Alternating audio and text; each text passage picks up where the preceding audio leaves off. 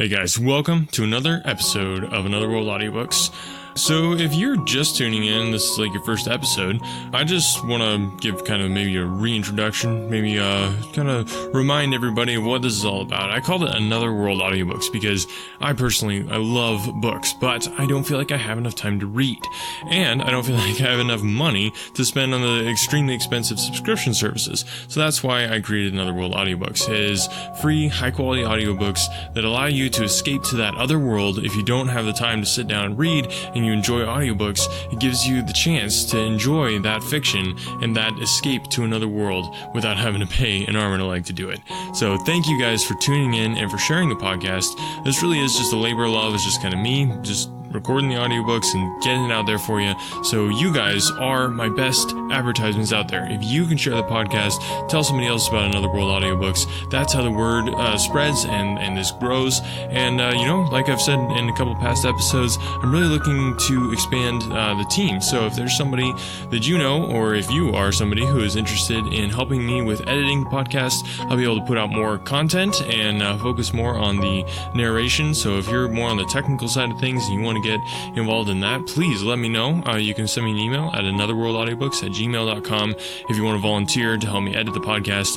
If you don't have the technical skills, but you still want more content from me, then the best way to help out with that is just go to patreon.com/anotherworldaudiobooks, and you can support the podcast there. Or you can click through any of the Amazon links on the blog, anotherworldaudiobooks.wordpress.com. So just want to throw that out there. Hope you guys enjoy the story today. It is getting just better and better. So it kind of shifts gears here and moves into a little bit of the backstory for the murder that we've just been reading about. So hope you enjoy. Without further ado, I give you A Study in Scarlet.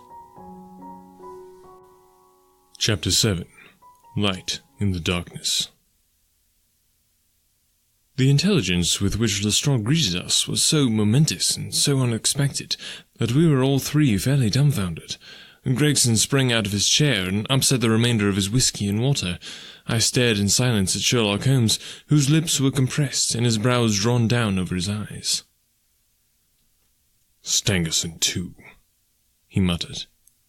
"The plot thickens." "It was quite thick enough before," grumbled Lestrade, taking a chair. "I seem to have dropped into a sort of council of war." Are you sure of this piece of intelligence?" stammered Gregson. "I have just come from his room," said Lestrade. "I was the first to discover what had occurred." "We have been hearing Gregson's view of the matter," Holmes observed. "Would you mind letting us know what you have seen and done?" "I have no objection," Lestrade answered, seating himself. "I freely confess that I was of the opinion that Stangerson was concerned in the death of Drebber. This fresh development has shown me that I was completely mistaken. Full of the one idea, I set myself to find what had become of the secretary. They had been seen together at Easton Station about 8:30 on the evening of the 3rd. At 2 a.m, Drebber had been found in the Brixton Road. The question which confronted me was to find out how Stangerson had been employed between 8:30 and the time of the crime, and what had become of him afterwards. I telegraphed to Liverpool, giving a description of the man, and warning them to keep a watch upon the American boats. I then set to work calling upon all the hotels and lodging-houses in the vicinity of Easton. You see, I argued that if Drebber and his companion had become separated, the natural course of the latter would be to put up somewhere in the vicinity for the night, and then to hang about the station again next morning. "They would be likely to agree on some meeting place beforehand," remarked Holmes. "So it proved. I spent the whole of yesterday evening in making inquiries entirely without avail. This morning I began very early, and at 8 o'clock I reached Halliday's private hotel in Little George Street. On my inquiry as to whether Mr. Stangerson was living there, they at once answered me in the affirmative. 'No doubt you are the gentleman whom he was expecting,' they said. 'He has been waiting for a gentleman for 2 days.' 'Where is he now?' I asked. 'He is upstairs in bed. He wished to be called at 9. I would go up and see him at once, I said. It seemed to me that my sudden appearance might shake his nerves and lead him to say something unguarded. The Boots volunteered to show me the room. It was on the 2nd floor, and there was a small corridor leading up to it. The Boots pointed out the door to me, and was about to go downstairs again when I saw something that made me feel sickish, in spite of my 20 years' experience. From under the door there curled a little red ribbon of blood, which had meandered across the passage and formed a little pool along the skirting at the other side. I gave a cry, which brought the boots back. He had nearly fainted when he saw it. The door was locked on the inside, but we put our shoulders to it and knocked it in. The window of the room was open, and beside the window, all huddled up, lay the body of a man in his nightdress. He was quite dead, and had been for some time, for his limbs were rigid and cold. When we turned him over, the boots recognized him at once as being the same gentleman who had engaged the room under the name of Joseph Stangerson. The cause of death was a deep stab in the left side, which must have penetrated the heart. And now comes the strangest part of the affair. What do you suppose was above the murdered man? I felt a creeping of the flesh and a presentiment of coming horror even before Sherlock Holmes answered. "The word Raish, written in letters of blood," he said. "That was it," said Lestrade in an awestruck voice, and we were all silent for a while. There was something so methodical and so incomprehensible about the deeds of this unknown assassin that it imparted a fresh ghastliness to his crimes. My nerves, which were steady enough on the field of battle, tingled as I thought of it. "The man was seen," continued Lestrade. "A milk boy, passing on his way to the dairy, happened to walk down the lane which leads from the mews at the back of the hotel. He noticed that a ladder, which usually lay there, was raised against one of the windows of the second floor, which was wide open. After passing, he looked back and saw a man descend the ladder. He came down so quietly and openly that the boy imagined him to be some carpenter or joiner at work in the hotel. He took no particular notice of him, beyond thinking in his own mind that it was early for him to be at work. He has an impression that the man was tall, had a reddish face, and was dressed in a long brownish coat. He must have stayed in the room some little time after the murder, for we found blood-stained water in the basin where he had washed his hands, and marks on the sheets where he had deliberately wiped his knife." I glanced at Holmes on hearing the description of the murderer, which tailed so exactly with his own. There was, however, no trace of exultation or satisfaction upon his face. "Did you find nothing in the room which could furnish a clue to the murderer?" he asked. "Nothing. Stangerson had Drebber's purse in his pocket, but it seemed that this was usual, as he did all the paying. There was £80 odd in it, but nothing had been taken. Whatever the motives of these extraordinary crimes, robbery is certainly not one of them. There were no papers or memoranda in the murdered man's pockets, except a single telegram, dated from Cleveland about a month ago, and containing the words J.H. is in Europe. There was no name appended to this message." "And there was nothing else?" Holmes asked. "Nothing of importance. The man's novel, with which he had read himself to sleep, was lying upon the bed, and his pipe was on a chair beside him. There was a glass of water on the table, and on the window-sill a small chip ointment box containing a couple of pills." Sherlock Holmes sprang from his chair with an exclamation of delight. "The last link!" he cried exultantly. "My case is complete." The two detectives stared at him in amazement. "I have now in my hands," my companion said confidently, "all the threads which have formed such a tangle. There are, of course, details to be filled in, but I am as certain of all the main facts, from the time that Drebber parted from Stangerson at the station up to the discovery of the body of the latter, as if I had seen them with my own eyes. I will give you a proof of my knowledge. Could you lay your hands upon those pills?" "I have them," said Lestrade, producing a small white box. "I took them and the purse and the telegram, intending to have them put in a place of safety at the police station. It was the merest chance my taking these pills, for I am bound to say that I do not attach any importance to them." "Give them here," said Holmes. "Now, doctor," turning to me, "are those ordinary pills?" They certainly were not. They were of a pearly grey colour, small, round, and almost transparent against the light. "From their lightness and transparency, I should imagine that they are soluble in water," I remarked. "Precisely so," answered Holmes. "Now, would you mind going down and fetching that poor little devil of a terrier which has been bad so long, and which the landlady wanted you to put out of its pain yesterday?" I went downstairs and carried the dog upstairs in my arms. Its laboured breathing and glazing eye showed that it was not far from its end. Indeed, its snow-white muzzle proclaimed that it had already exceeded the usual term of canine existence. I placed it upon a cushion on the rug. "I will now cut one of these pills in two," said Holmes, and drawing his penknife, he suited the action to the word. "One half we return into the box for future purposes. The other half I will place in this wine glass, in which is a teaspoonful of water. You perceive that our friend, the doctor, is right, and that it readily dissolves." "This may be very interesting," said Lestrade, in the injured tone of one who suspects that he is being laughed at. "I cannot see, however, what it has to do with the death of Mr. Joseph Stangerson."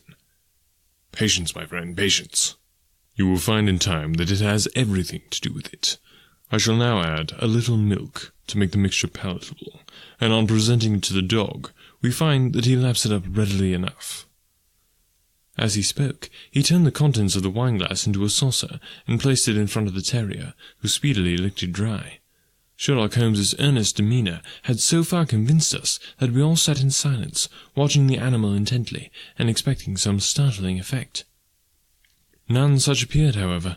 The dog continued to lie stretched upon the cushion, breathing in a laboured way, but apparently neither the better nor the worse for its draught. Holmes had taken out his watch, and as minute followed minute without result, an expression of the utmost chagrin and disappointment appeared upon his features. He gnawed his lip, drummed his fingers upon the table, and showed every other symptom of acute impatience.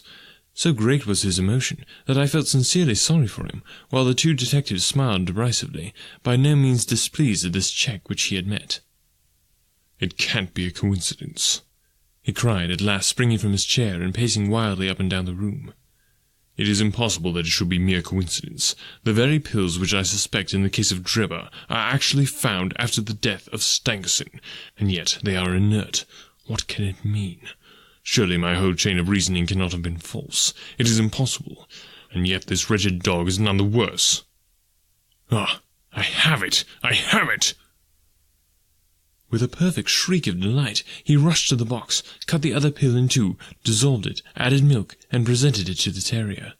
The unfortunate creature's tongue seemed hardly to have been moistened in it, before it gave a convulsive shiver in every limb, and lay as rigid and lifeless as if it had been struck by lightning. Sherlock Holmes drew a long breath, and wiped the perspiration from his forehead. "I should have more faith," he said. "I ought to know by this time that when a fact appears to be opposed to a long train of deductions, it invariably proves to be capable of bearing some other interpretation. Of the two pills in that box, one was of the most deadly poison, and the other was entirely harmless. I ought to have known that before I ever saw the box at all." This last statement appeared to me to be so startling that I could hardly believe that he was in his sober senses.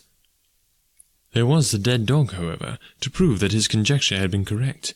It seemed to me that the mists in my own mind were gradually clearing away, and I began to have a dim, vague perception of the truth.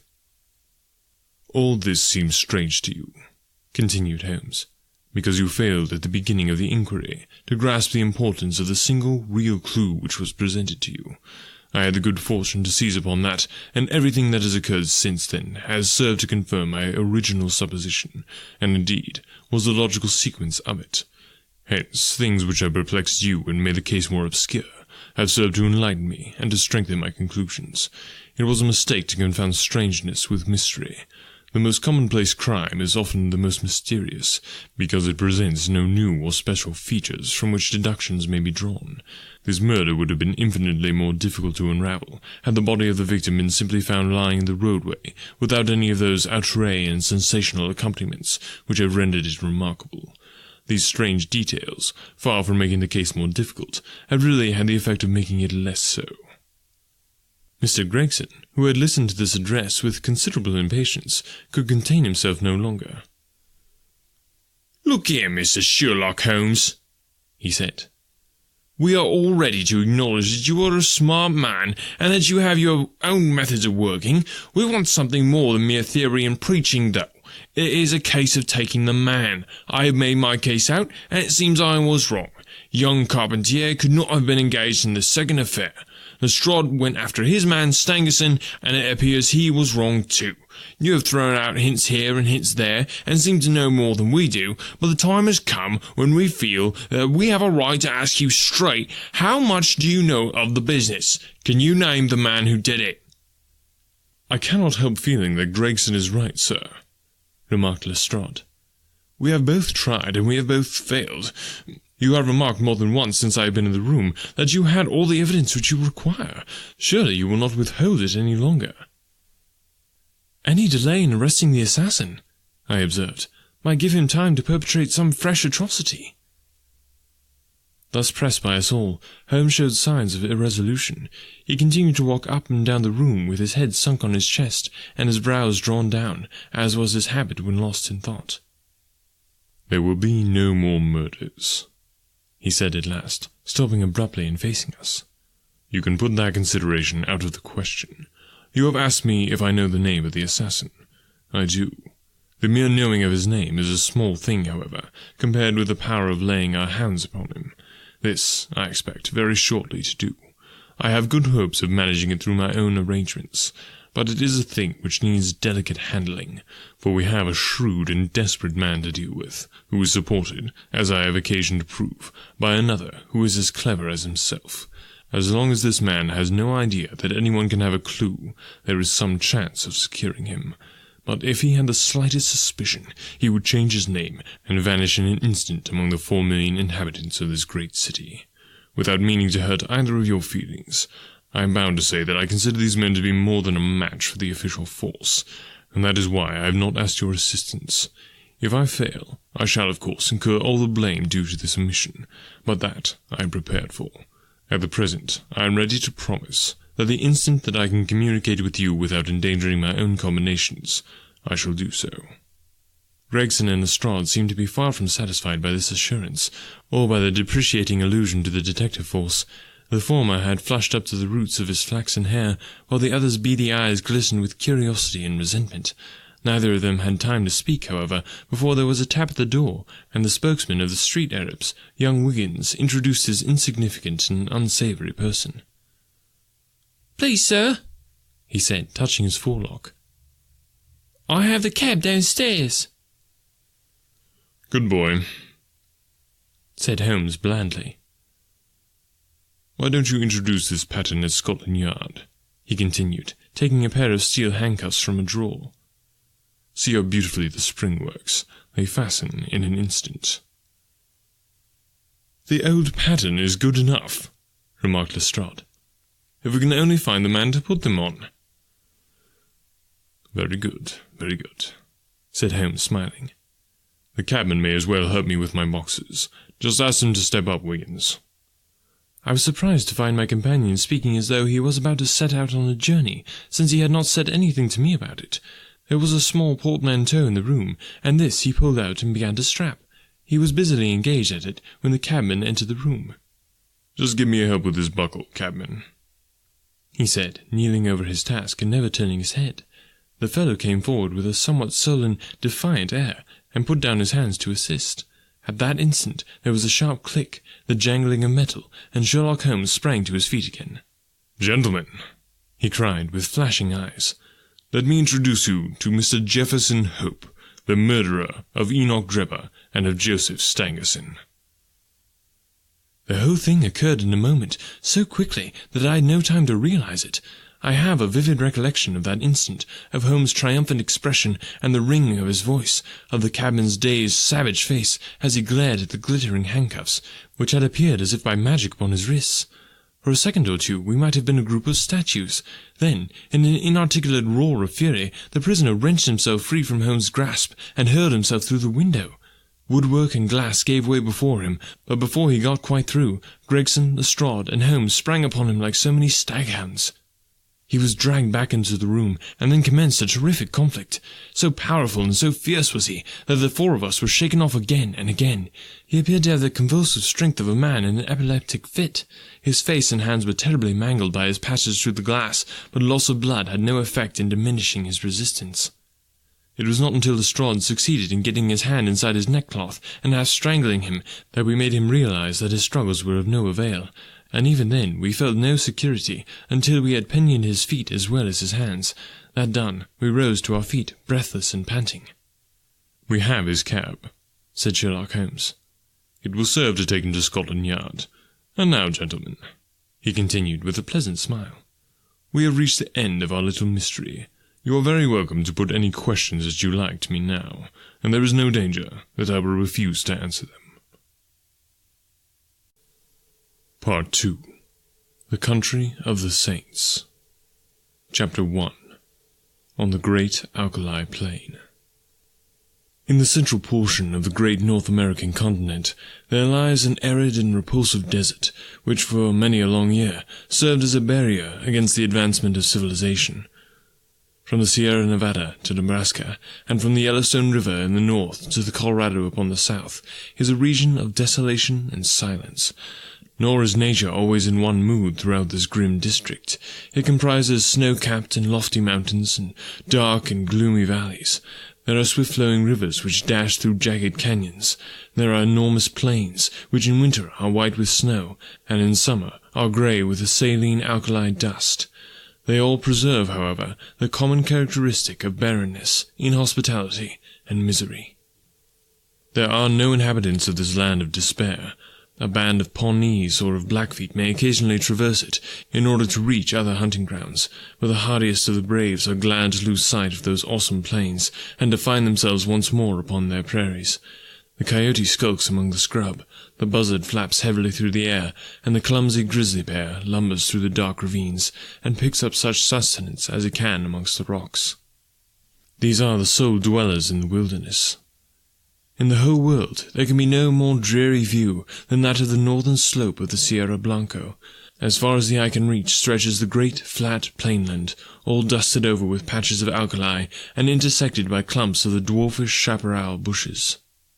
On the extreme verge of the horizon lies a long chain of mountain peaks, with their rugged summits flecked with snow. In this great stretch of country there is no sign of life, nor of anything appertaining to life. There is no bird in the steeple blue heaven, no movement upon the dull grey earth. Above all, there is absolute silence. Listen as one may, there is no shadow of sound in all that mighty wilderness, nothing but silence, complete and heart-subduing silence. It has been said there is nothing appertaining to life upon the broad plain. That is hardly true. Looking down from the Sierra Blanco, one sees a pathway traced out across the desert, which winds away and is lost in the extreme distance. It is rutted with wheels and trodden down by the feet of many adventurers. Here and there are scattered white objects which glisten in the sun, and stand out against the dull deposit of alkali. Approach and examine them. They are bones. Some large and coarse, others smaller and more delicate. The former have belonged to oxen, and the latter to men. For 1,500 miles one may trace their ghastly caravan route by these scattered remains of those who had fallen by the wayside. Looking down upon this very scene, there stood upon the 4th of May, 1847, a solitary traveller.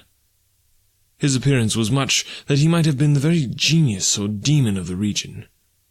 An observer would have found it difficult to say whether he was nearer to 40 or to 60. His face was lean and haggard, and the brown parchment-like skin was drawn tightly over the projecting bones. His long brown hair and beard were all flecked and dashed with white. His eyes were sunken in his head, and burned with an unnatural lustre, while the hand which grasped his rifle was hardly more fleshly than that of a skeleton. As he stood, he leaned upon his weapon for support, and yet his tall figure and the massive framework of his bones suggested a wiry and vigorous constitution. His gaunt face, however, and his clothes, which hung so baggily over his shriveled limbs, proclaimed what it was that gave him that senile and decrepit appearance. The man was dying from hunger and from thirst. He had toiled painfully down the ravine and on to this little elevation in the vain hope of seeing some sign of water. Now the great salt plain stretched before his eyes, and the distant belt of savage mountains, without a sign anywhere of plant or tree which might indicate the presence of moisture. In all that broad landscape there was no gleam of hope. North and east and west he looked with wild, questioning eyes, and then he realized that his wanderings had come to an end, and that there, on that barren crag, he was about to die. "Why not here? as well as in a feather bed 20 years hence," he muttered as he seated himself in the shelter of a boulder. Before sitting down, he had deposited upon the ground his useless rifle, and also a large bundle, tied up in a grey shawl, which he had carried slung over his right shoulder.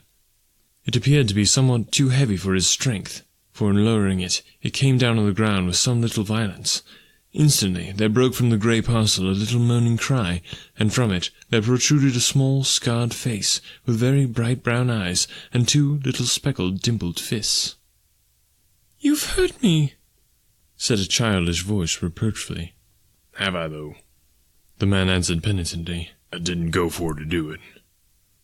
As he spoke, he unwrapped the grey shawl, and extricated a pretty little girl of about 5 years of age, whose dainty shoes and small pink frock, with its little linen apron, all bespoke a mother's care.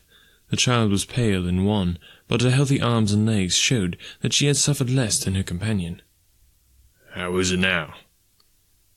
he answered anxiously, for she was still rubbing the towsy golden curls which covered the back of her head. "Kiss it and make it well," she said with perfect gravity, shoving the injured part up to him. "That's what Mother used to do. Where's Mother?" "Mother's gone. I guess you'll see her before long." "Gone, huh?" said the little girl. "Funny she didn't say goodbye. She most always did if she was just going over to Auntie's for tea, and now she's been away 3 days. Say, it's awful dry, ain't it? Ain't there no water, no nothing to eat?" "No, there's nothing, dearie. You'll just need to be patient a while, and then you'll be all right. Put your head up agin me like that, and then you'll feel bullier. It ain't easy to talk when your lips is like leather, but I guess I'd best let you know how the cards lie. What's that you've got?" "Pretty things, fine things," cried the little girl enthusiastically, holding up 2 glittering fragments of mica. "When we goes back to home, I'll give them to Brother Bob." "You'll see prettier things than them soon," said the man confidently. "You just wait a bit. I was going to tell you, though. You remember when we left the river?" "Oh, yes." "Well, we reckoned we'd strike another river soon, you see. But there was something wrong, compass or map or something, and it didn't turn up. Water ran out, just except a little drop for the likes of you, and... "And you couldn't wash yourself," interrupted his companion gravely, staring up at his grimy visage. "No, nor drink. And Mr. Bender, he was the first to go, and then Indian Pete, and then Mrs. McGregor, and then Johnny Hones, and then, dearie, your mother." "Then Mother's a debtor too?" cried the little girl, dropping her face in a pinafore and sobbing bitterly. "Yes, they all went except you and me. Then I thought there was some chance of water in this direction, so I heaved you over my shoulder and we tramped it together. It don't seem as though we've improved matters. There's an almighty small chance for us now." "Do you mean that we're going to die too?" asked the child, checking her sobs and raising her tear-stained face. "I guess that's about the size of it." "Why didn't you say so before?" she said, laughing gleefully. "You gave me such a fright. Why, of course, now as long as we die, we'll be with Mother again." "Yes, you will, dearie." "And you too? I'll tell her how awful good you've been. I'll bet she meets us at the door of heaven with a big pitcher of water and a whole lot of buckwheat cakes, hot and toasted on both sides, like Bob and me was fond of. How long will it be first?" "I don't know. Not very long."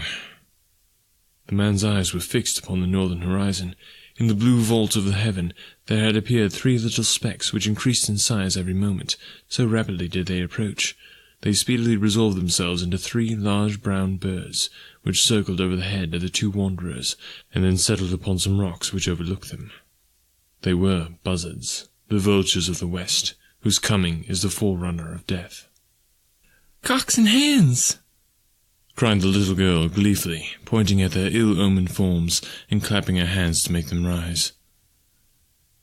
"Say, did God make this country?"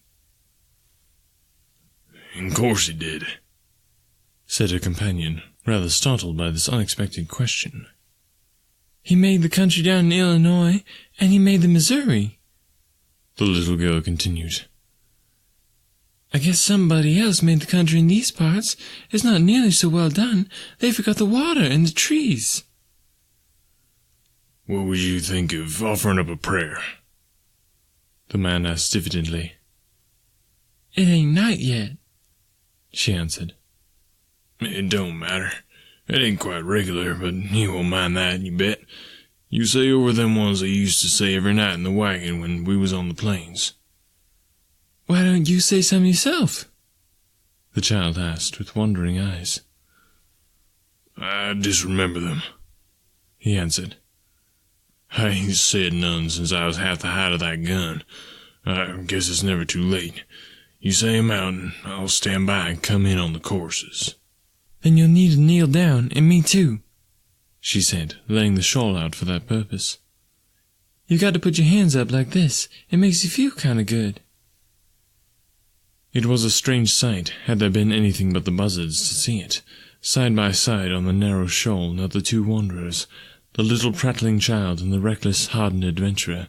Her chubby face and his haggard, angular visage were both turned up to the cloudless heaven in heartfelt entreaty to that dread being with whom they were face to face, while the two voices, the one thin and clear, the other deep and harsh, united in the entreaty for mercy and forgiveness. The prayer finished, they resumed their seat in the shadow of the boulder, until the child fell asleep, nestling upon the broad breast of her protector. He watched over her slumber for some time, but nature proved to be too strong for him. For 3 days and 3 nights he had allowed himself neither rest nor repose. Slowly the eyelids drooped over the tired eyes, and the head sunk lower and lower upon the breast, until the man's grizzled beard was mixed with the gold tresses of his companion, and both slept the same deep and dreamless slumber. Had the wanderer remained awake for another half-hour, a strange sight would have met his eyes. Far away on the extreme verge of the alkali plain there rose up a little spray of dust, very slight at first, and hardly to be distinguished from the midst of the distance, but gradually growing higher and broader until it formed a solid, well-defined cloud. This cloud continued to increase in size, until it became evident that it could only be raised by a great multitude of moving creatures. In more fertile spots the observer would have come to the conclusion that one of these great herds of bison, which graze upon the prairie, was approaching him. This was obviously impossible in these arid wilds. As the whirl of dust drew nearer to the solitary bluff upon which the two castaways were reposing, the canvas-covered tilts of wagons and the figures of armed horsemen began to show up through the haze, and the apparition revealed itself as being a great caravan upon its journey for the west. But what a caravan! When the head of it had reached the base of the mountains, the rear was not yet visible on the horizon. Right across the enormous plain stretched a straggling array. Wagons and carts, men on horseback and men on foot, innumerable women who staggered along under burdens, and children who toddled beside the wagons or peeped out from under the white coverings. This was evidently no ordinary party of immigrants, but rather some nomad people who had been compelled from the stress of circumstances to seek themselves a new country. There rose through the clean air a confused clattering and rumbling from this great mass of humanity, with a creaking of wheels and a neighing of horses. Loud as it was not sufficient to rouse the two tired wayfarers above them. At the head of the column there rode a score or more of grave, iron-faced men, clad in sombre homespun garments and armed with rifles. On reaching the base of the bluff they halted, and held a short council among themselves. "The wells are to my right, my brothers," said one hard-lipped, clean-shaven man with grizzly hair. "To the right of the Sierra Blanco, so we shall reach the Rio Grande," said another. "Fear not for water," cried a third. "He who could draw from the rocks will not abandon his chosen people." "Amen, amen," responded the whole party. They were about to resume their journey when one of the youngest and keenest-eyed uttered an exclamation and pointed up at the rugged crag above them. From its summit there fluttered a little wisp of pink, showing up hard and bright against the grey rocks behind. At the sight there was a general reining up of horses and unslinging of guns, while fresh horsemen came galloping up to reinforce the vanguard. The word redskin was on every lip. "There can't be any number of Injuns here," said the elderly man who appeared to be in command. "We have passed the Pawnees, and there are no other tribes until we cross the great mountains." "Shall I go forward and see, Brother Stangerson?" asked one of the band. "And I, cried a dozen voices. "Leave your horses below, and we will await you here," the elder answered. In a moment, the young fellows had dismounted, fastened their horses, and were ascending the precipitous slope which led up to the object which had excited their curiosity. They advanced rapidly and noiselessly, with the confidence and dexterity of practised scouts. The watchers from the plain below could see them flit from rock to rock until their figures stood out against the skyline. The young man who had first given the alarm was leading them. Suddenly his followers saw him throw up his hands as though overcome with astonishment, and on joining him they were affected in the same way by the sight which met their eyes. On the little plateau which crowned the barren hill there stood a single giant boulder, and against this boulder there lay a tall man, long-bearded and hard-featured, but of an excessive thinness. His placid face and regular breathing showed that he was fast asleep. Beside him lay a little child, and her round white arms encircling his brown sinewy neck, and her golden-haired head resting upon the breast of his velveteen tunic. Her rosy lips were parted, showing the regular line of snow-white teeth within, and a playful smile played over her infantile features. Her plump little white legs, terminating in white socks and neat shoes with shining buckles, offered a strange contrast to the long shriveled members of her companion. On the ledge of rock above this strange couple there stood 3 solemn buzzards, who, at the sight of the newcomers, uttered raucous screams of disappointment and flapped sullenly away. The cries of the foul birds awoke the 2 sleepers, who stared about them in bewilderment. The man staggered to his feet and looked down upon the plain, which had been so desolate when sleep had overtaken him, and which was now traversed by this enormous body of men and of beasts. His face assumed an expression of incredulity as he gazed, and he passed his bony hand over his eyes. "This is what they call delirium, I guess," he muttered. The child stood beside him, holding on to the skirt of his coat, and said nothing, but looked all round her with the wondering, questioning gaze of childhood. The rescuing party were speedily able to convince the 2 castaways that their appearance was no delusion. One of them seized the little girl and hoisted her upon his shoulder, while 2 others supported her gaunt companion and assisted him towards the wagons. "My name is John Ferrier," the wanderer explained. "Me and that little one are all that's left of 20 people. The rest is all dead of thirst and hunger away down in the south." "Is she your child?" asked someone. "I guess she is now," the other cried defiantly. "She's mine 'cause I saved her. No man will take her from me. She's a Lucy Ferrier from this day on. Who are you, though?" he continued, glancing with curiosity at his stalwart, sunburned rescuers. "There seems to be a powerful lot of you." "Nigh upon 10,000, said one of the young men. "We are the persecuted children of God, the chosen of the angel Moroni." "I've never heard tell of him," said the wanderer. "He appears to have chosen a fair crowd of ye." "Do not jest at that which is sacred," said the other sternly. "We are those who believe in those sacred writings drawn in Egyptian letters on plates of beaten gold, which were handed unto the holy Joseph Smith at Palmyra. We have come from Nauvoo, in the state of Illinois, and we have founded our temple. We have come to seek a refuge from the violent man and from the godless, even though it be the heart of the desert." The name of Nauvoo evidently recalled recollections to John Ferrier. "I see," he said. "You are the Mormons." "We are the Mormons," answered his companions with one voice. "And where are you going?" "We do not know. The hand of God is leading us under the person of our prophet. You must come before him. He shall say what is to be done with you." They had reached the base of the hill by this time, and were surrounded by crowds of the pilgrims, pale-faced, meek-looking women, strong, laughing children, and anxious, earnest-eyed men. Many were the cries of astonishment and of commiseration which arose from them when they perceived the youth of one of the strangers, and the destitution of the other. Their escort did not halt, however, being pushed on, followed by a great crowd of Mormons, until they reached a wagon, which was conspicuous for its great size and for the gaudiness and smartness of its appearance. 6 horses were yoked to it, whereas the others were furnished with 2, or at most 4 apiece. Beside the driver, there sat a man who could not have been more than 30 years of age, but whose massive head and resolute expression marked him as a leader. He was reading a brown-backed volume, but as the crowd approached, he laid it aside and listened attentively to an account of the episode. Then he turned to the two castaways. "If we take you with us," he said in solemn words, "it can only be as believers in our own creed. We shall have no wolves in our fold. Better far that your bones should bleach in this wilderness than that you should prove to be that little speck of decay which would in time corrupt the whole fruit. Will you come with us on these terms?" "Guess I'll come with you on any terms," said Ferrier, with such emphasis that the grave elders could not restrain a smile. The leader alone retained his stern, impressive expression. "Take him, Brother Stangerson," he said. "Give him food and drink, and the child likewise. Let it be your task also to teach him our holy creed. We have delayed long enough. Forward, on to Zion."